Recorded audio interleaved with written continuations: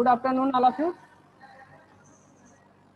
आज हम लोग जो है सोल्यूशन आपका जो है मॉक टेस्ट का है, सेट नंबर 1 आज चलेगा और इसमें सभी स्टूडेंट को देना अनिवार्य है। और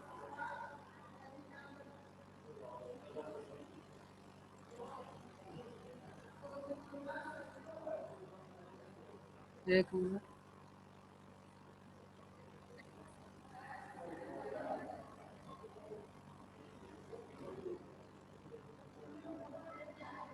यह है आपका जो है पीपीटी।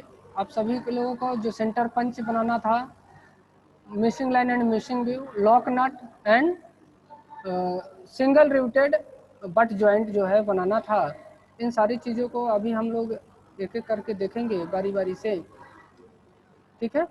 और इनकी बारीकियों को हम लोग ज़्यादा से ज़्यादा ध्यान दें ताकि आने वाले एग्ज़ाम में ज़्यादा अच्छा परफॉर्मेंस कर पाएँ, ठीक है। अभी हम सबसे पहले चलेंगे missing view and missing line पर कि कैसे इसको ड्रा करते हैं।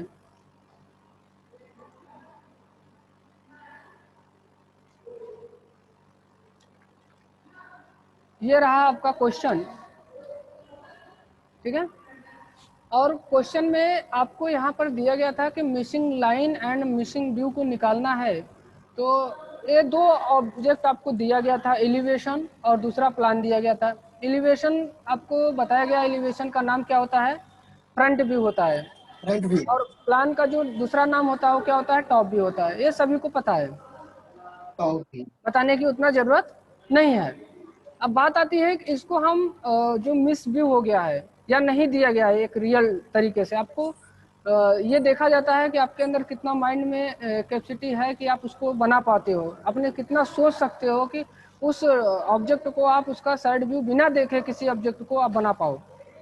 ये उसके लिए है। तो अभी हम क्या करेंगे, जब भी हम बात करते हैं साइड व्यू की, तो हम सीधा सीधा बताते हैं या तो आप प्रोजेक्शन लाइन का इस्तेमाल करो, अगर आपको क्लियर है तो प्रोजेक्शन लाइन नहीं भी ड्रा कर सकते हो, ठीक है। तो अभी हम सिर्फ प्रोजेक्शन लाइन से आपको बताएंगे कि इसकी साइड व्यू कैसे बनती है, ठीक है। तो अभी हम क्या करेंगे, हम देखिए यहाँ से कोऑर्डिनेट लाइन हम इसको ड्रा कर देते हैं।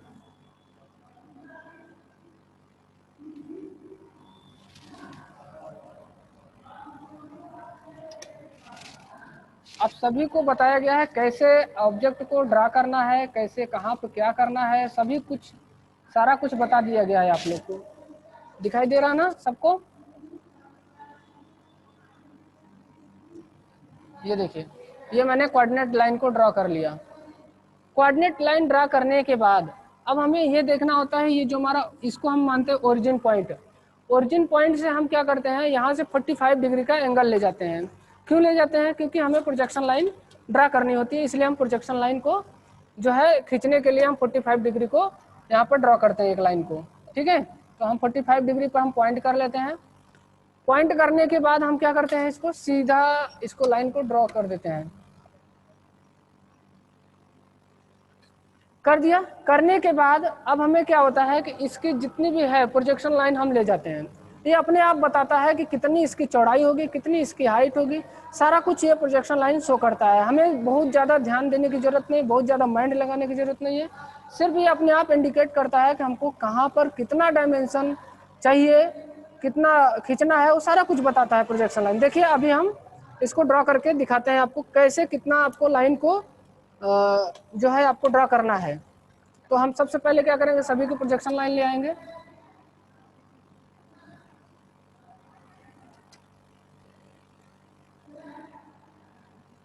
इसका भी प्रोजेक्शन लाइन लेके आएंगे भाई, जहां तक आएगा उसको ड्रॉ कर लेंगे हम लोग, ठीक है। और इसका भी प्रोजेक्शन लाइन आएगा जो अंदर की ओर है। अभी हम बताएंगे क्यों ऐसा होता है। सभी की प्रोजेक्शन लाइन ले आया, इसके बाद ये नीचे की ओर आएगा।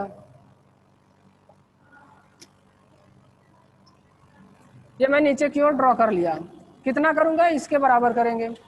अब ये देखिए, जब हम साइड व्यू की बात करते हैं तो साइड व्यू में हमको क्या दिखाई देता है? चौड़ाई, और इसके बाद क्या दिखाई देती है? हाइट। तो चौड़ाई किसके बराबर होती है? जो हमारी टॉप व्यू की चौड़ाई होती है वही हमारा साइड व्यू की चौड़ाई होती है। तो ये देखिए चौड़ाई बता रहा है कितना है, अपने आप ये शो करता है। हमको डायग्राम में देखने की जरूरत नहीं, क्योंकि डायग्राम हमको दिया नहीं है, हमको अपने से दिमाग लगाना है। तो ये हमको चौड़ाई मिल गई।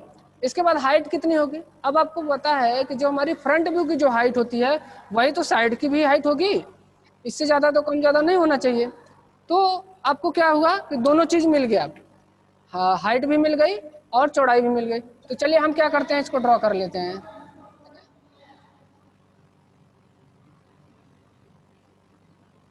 ये मैंने कर लिया। करने के बाद अब हमको क्या करना होगा, अब इसकी हाइट को भी ड्रॉ कर लेंगे। हाइट किसके बराबर है? फ्रंट के बराबर। तो हम इसको ड्रॉ कर लेते हैं, जहां भी जाएगा जाने देंगे इसको। अब इसको क्या करना है, इसके बराबर मिला देना है। ये मैंने क्या किया, साइड व्यू का जो है चौड़ाई एंड हाइट जो हमें आकार मिल रही थी वो हमने ड्रॉ कर लिया।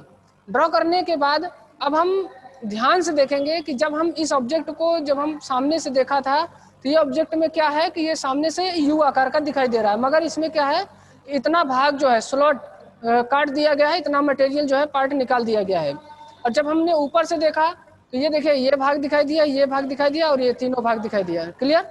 इसके बाद जब हम साइड व्यू की बात करते हैं तो जब हम देखते हैं कि ये स्लॉट कटा हुआ है तो ये साइड से हमको दिखाई देगा? नहीं दिखाई देगा। और जब नहीं दिखाई देता है तो हम क्या करते हैं, हिडन लाइन से ड्रॉ करते हैं। तो चलिए अभी हम क्या करते हैं, हिडन लाइन से ड्रॉ कर देते हैं। तो देखिए प्रोजेक्शन लाइन आई हुई है और ये कहाँ तक गया है, ये आर पार गया है। ठीक है, कैसे आपको पता चला? टॉप व्यू में देखने पर, क्योंकि ये लाइन पूरी की पूरी ये बता रही है कि ये जो है हमारी जो स्लॉट कटी है ये ऑब्जेक्ट में पूरा का पूरा कटा हुआ है। तो जब हम साइड से देखेंगे तो ये दिखाई नहीं देगा, और जो चीज़ नहीं दिखाई देता उसे हम डॉटेड लाइन या हिडन लाइन के द्वारा ड्रॉ करते हैं। चलिए अभी हम क्या करते हैं, ड्रॉ कर देते हैं।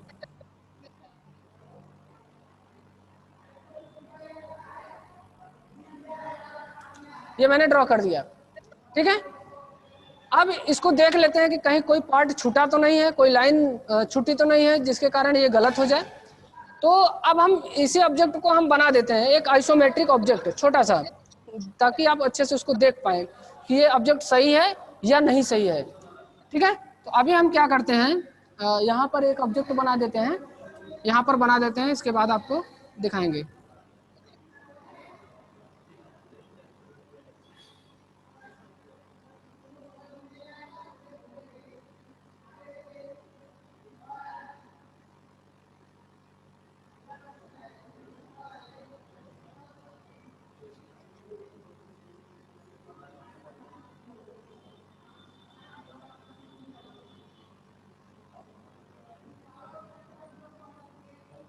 चलिए हम इसको इसके पैरेलल लाइन को ड्रा कर देते हैं, सभी के पैरेलल लाइन ड्रा कर लेते हैं। ठीक है,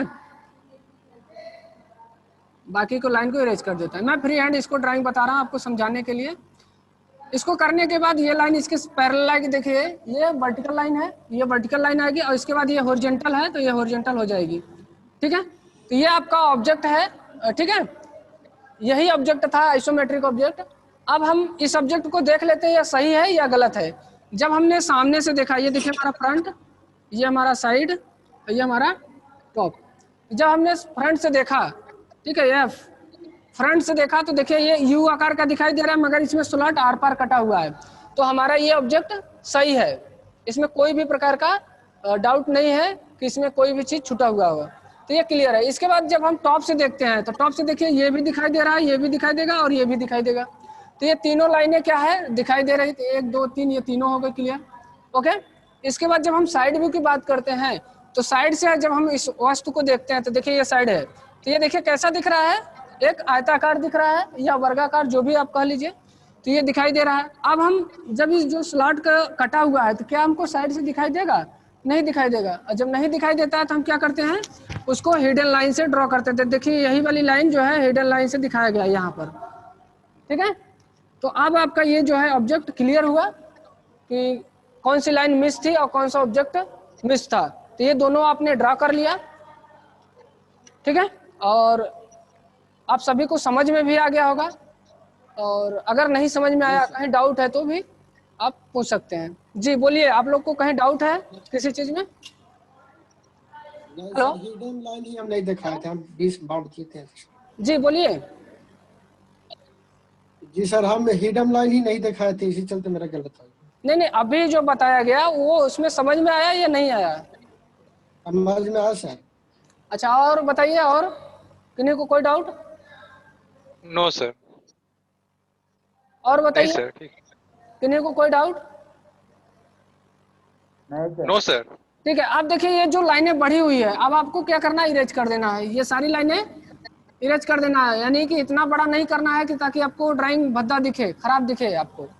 ठीक है, देख लीजिए। इसके बाद आपको लिखना भी है साइड व्यू, डायमेंशनिंग आपको करना है। कैसे करना है आप लोग को बताया गया है। ठीक है, अच्छे से लिखना है। तो ये रहा आपका जो है missing line and missing view. आप यहाँ पर दिखा सकते हो कौन सी लाइन मिस थी और कौन सा लाइन कौन सा व्यू जो है मिस था। इन दोनों को आप दिखा सकते हो। दिखाने का तरीका आपको सभी को पता है। ठीक है, आप इसको 30 डिग्री पे ले जाके 45 डिग्री पे ले जाके इसको 30 क्या करना है, हॉरिजॉन्टल करना है और वहाँ पर लिखना है। ठीक है, मिसिंग लाइन। इसके बाद ये मिसिंग व्यू है, तो ये आपको तो पता है, आपको यही निकालना था, तो कोई प्रॉब्लम नहीं होनी चाहिए। तो ये आपका क्लियर हुआ। अब चलते हैं नेक्स्ट क्वेश्चन की ओर। ठीक है, सर टॉप में 30 नहीं देना सर, वो जो आप लिखे 30 में क्या चीज? हेलो, इतना नहीं था उसमें। हाँ बोलिए, क्या नहीं दिया था? टॉप का जो हाइट है ना सर 30 में, हाँ, टॉप का हाइट जो है ना 30 में वो नहीं था दिया हुआ। हाँ मिस हुआ होगा कहीं पर, ड्राइंग है। हाँ, ठीक है, नेक्स्ट बताइए। इसके बाद हम चलते हैं, अभी हम जो है लॉक नट की ओर, कि लॉक नट कैसे बनाया जाता है।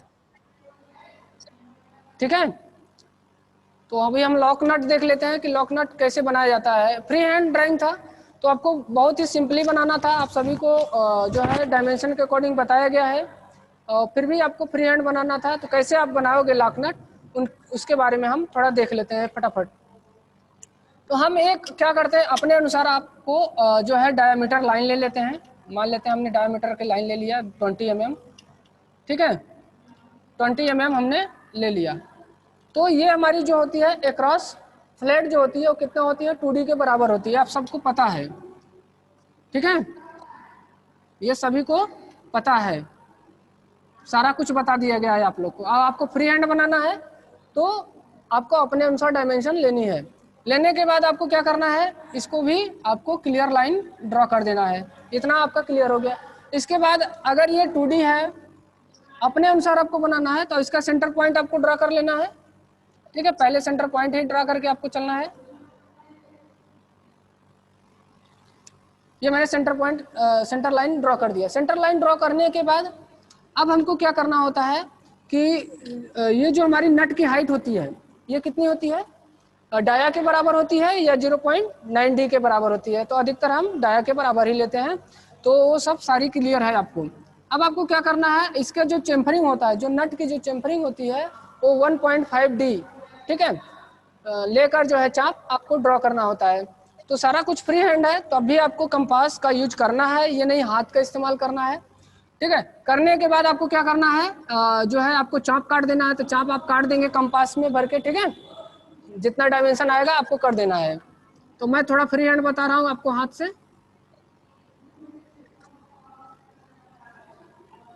ये देखिए मैंने ड्रॉ कर दिया। ड्रॉ करने के बाद अब आपको क्या करना है, आपको जो फ्री हैंड बनाना था तो आपको ये लाइन ड्रॉ कर लेनी, हाथ से नहीं करना है, स्केल से करना है। ओके, ये मैंने कर दिया। करने के बाद अब इस पॉइंट से आपको क्या करना है, जो है 30 डिग्री पर आपको एंगल ड्रॉ किया जाता है। कितने डिग्री पर, 30 डिग्री पर। ठीक है,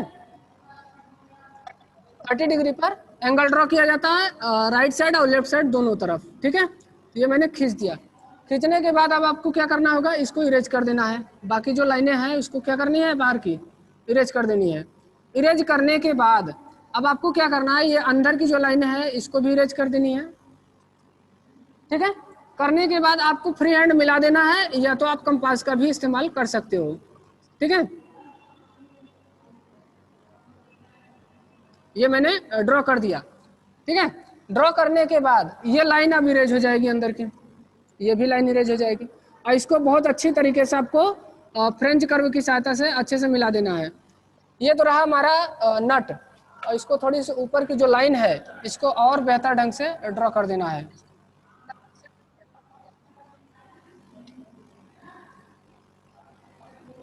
ठीक है, अब हमको बनाना है लॉक नट। तो लॉक नट बनाने के लिए आपको पता है कि नट के ऊपर एक लॉक नट लगता है जो 0.6 जो है उसकी हाइट होती है, वो छोटा होता है, उसकी हाइट थोड़ी जो मेन नट होता है उससे थोड़ा छोटा होता है।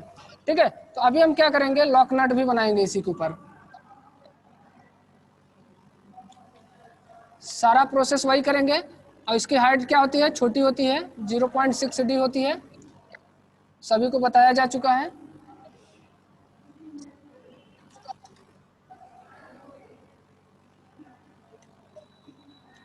ठीक है, अब आपको क्या करना है, सेम प्रोसेस वही करना है, जितना इसकी जो है चम्फरिंग लेनी है उतना ही लेना है, सारा कुछ करना है आपको कंपास से। ठीक है, तो ये देखिए मैंने ड्रॉ कर दिया हाथ से, और इसको नीचे की ओर भी आप ड्रॉ कर सकते हो। ठीक है, और वही प्रोसेस फिर होगा, यहाँ से 30 डिग्री का एंगल ड्रॉ करना होगा इस साइड भी, और अगर इसको लाया तो इसको भी 30 डिग्री पर एंगल ड्रॉ करना, मगर हाथ का इस्तेमाल नहीं करना है, कंपास और स्केल का ही यूज करके करना है। बाकी की लाइनों को ड्रॉ कर देना है। ठीक है, और अंदर की ये सारी लाइनें ड्रॉ इरेज हो जाएगी, और इसको क्या करना है, अच्छे से मिला देना है। ठीक है, ये मैंने मिला दिया।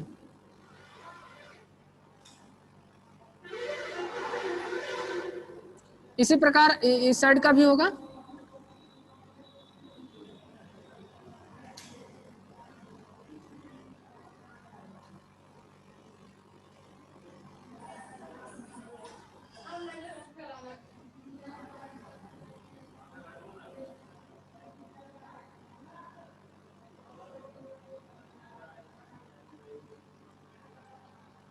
ये आपका क्या बन गया, और इसको चाहते हो तो इसको इस साइड भी अगर बनाना चाहते हो तो ये भी बना सकते हो, कोई दिक्कत नहीं है, दोनों साइड आपको बना दोगे तो और अच्छा लगेगा ड्राइंग। ठीक है,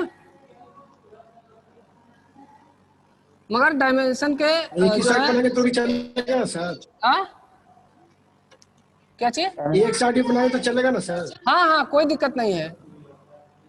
ठीक है, एक साइड कोई दिक्कत नहीं है।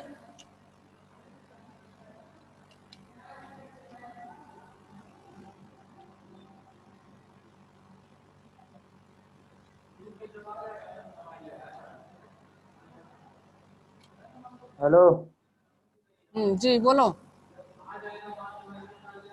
ये बोल रहे देखो हैं क्या कि डायमेंशन के अनुसार बनाना पड़ेगा? कैसे? क्या चीज, डायमेंशन के अनुसार बनाना पड़ेगा?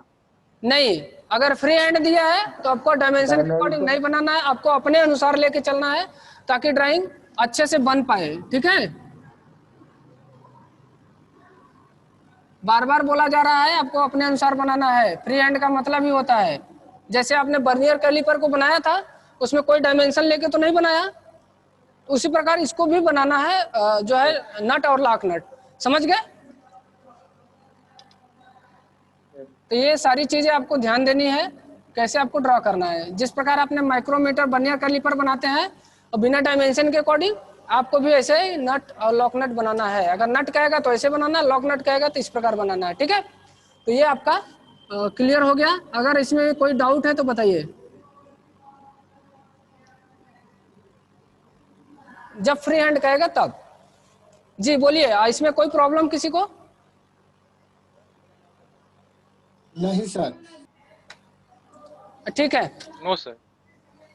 फिर से आप लोग जो है ज्वाइन करेंगे थोड़ा जल्दी से ही, क्योंकि अभी अगला बचा हुआ है सिंगल रूटेड बर्ड ज्वाइंट, उसको भी हम लोग सॉल्व कर लेंगे। ठीक है, आपका टाइम समाप्त हो गया है तो आप लोग तुरंत ज्वाइन करेंगे।